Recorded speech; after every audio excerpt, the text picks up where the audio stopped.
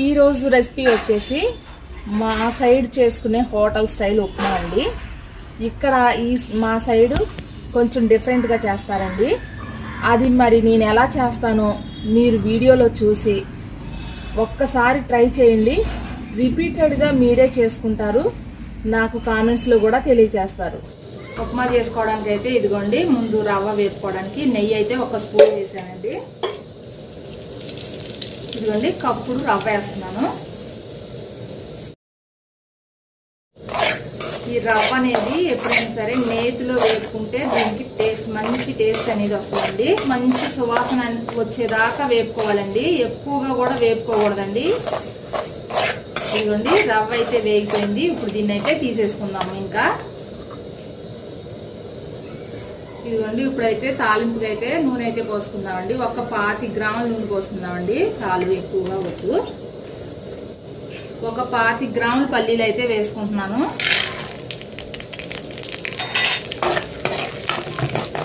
ఇవి చక్కగా ఎర్రగా వేగాలండి, లేకపోతే కన్నా మాడిపోతే అంత టేస్ట్గా ఉండవండి.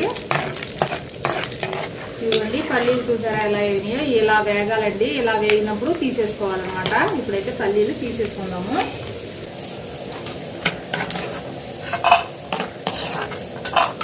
పల్లీలు అనేవి ఇందులోనే ఉంచుకోకూడదండి, తీసేసి పక్కన పెట్టుకోవాలన్నమాట. వేసి తీసేసుకొని పక్కన పెట్టుకోవాలి.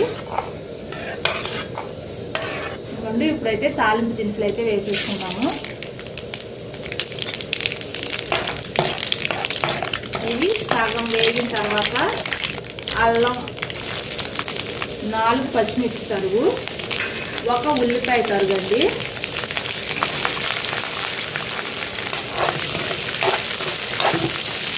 తాలింపులు అనేవి సగం వేగిన తర్వాత ఉల్లిపాయ, పచ్చిమిర్చి, అల్లం ఇవన్నీ వేసుకోవాలండి.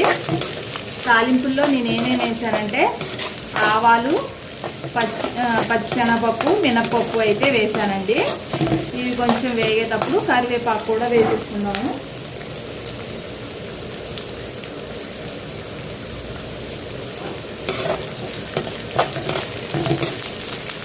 ఉప్మాలు అయితే కొంతమంది జీలకర్ర వేస్తారండి. మా సైడ్ అయితే మేము జీలకర్ర వేసుకోమండి. అసలు జీలకర్ర తగిలితే ఇక్కడ ఎవరు తినరనమాట. అందుకని చెప్పేసి మేమైతే జీలకర్ర వేసుకోమన్నమాట. మా స్టైల్లో కూడా ఒక్కసారి చేసుకొని చూడండి, ఎప్పుడు అలాగే చేసుకోవాలనుకుంటారు. ఇలా వేగితే సరిపోతుందండి. ఇప్పుడు 1 కప్పు రవ్వ తీసుకున్నాం కదండి మనం. ఇదిగోండి 1 కప్పు రవ్వకి 4 కప్పుల నీళ్ళు అయితే పోసుకోవాలండి. 1 కప్పు అయితే పోసాను. ఇది 2వ కప్పు అండి.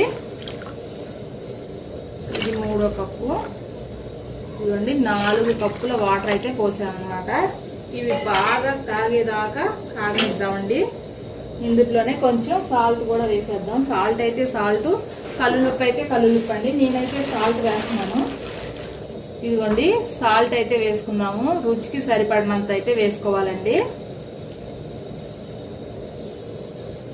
ఇదిగోండి ఎసరైతే కాగిపోయిందనమాట. ఇలా బాగా మసలాలండి, అప్పుడు మాత్రమే రవ్వ అనేది వేసుకోవాలన్నమాట.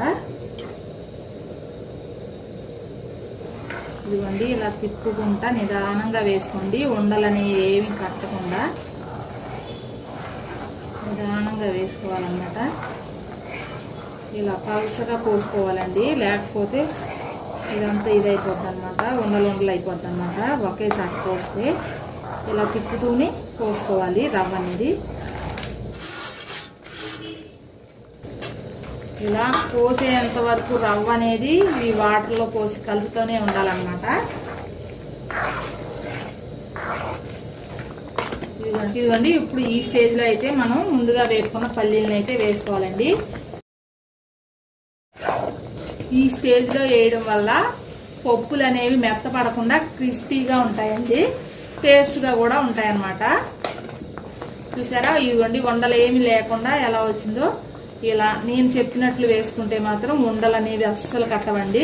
ఇదిగోండి మా హోటల్కి అయితే ఇలాగే ఉండాలన్నమాట. చూసారండి, ఇప్పుడైతే ఇలా జారుగా ఉంది కదండి. ఇంకా కొంతసేపు ఆరంగానే ఇదైతే ఇంకా గట్టి పడిపోద్ది అనమాట. అందుకని ఈ స్టేజ్లో ఉన్నప్పుడు ఉప్మా అనేది తీసేసుకోవాలి. చూసారండి ఉప్మా ఎంత చక్కగా వచ్చింది, ఎంత బ్యూటిఫుల్గా ఉందో.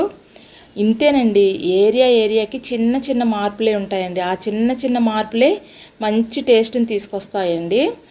ఒక్కసారి మీరు ట్రై చేయండి, మీరే చెప్తారు మీ ఏరియా ఉప్మా చాలా బాగుందండి అనని మీరే కామెంట్స్లో కూడా తెలియజేస్తారు. ఇప్పుడైతే ఇంకా ఎవరైనా లైక్ చేయని వారు ఉంటే లైక్ చేయండి. అలాగే కొత్త వారైతే ప్లీజ్ అండి సబ్స్క్రైబ్ చేసి మమ్మల్ని సపోర్ట్ చేయండి. ఇంకా మీకు ఏమైనా కొత్త రెసిపీస్ కావాలంటే కామెంట్స్లో తెలియజేయండి. కొంచెం లేట్ అయినా సరే ప్రతి ఒక్క వీడియో కూడా చేస్తానండి. వీడియో అయితే ఇంతేనండి.